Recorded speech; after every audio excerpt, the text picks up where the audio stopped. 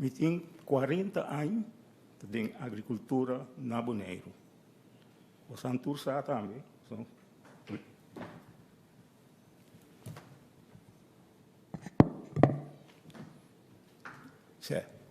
Aqui dentro, a maioria de terreno que tem elas den governo sa, aqui como está sendo de agricultura na Bonaire e como pede sempre para cuidar econômico para nós por planta não.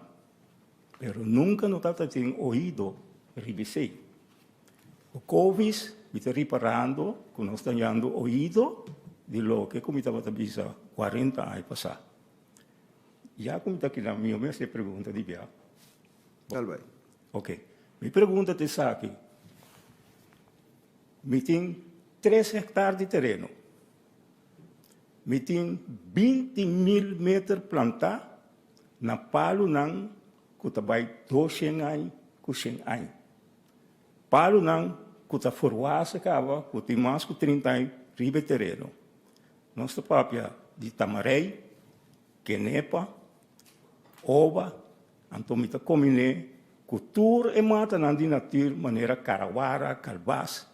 Então dentro também me também com mata na fruta com nota natura. Me pergunta tá essa aqui. Que comece assim, como tem conseguir forlen por ano? Se me tem conseguir forlen por ano, essa é a minha pergunta.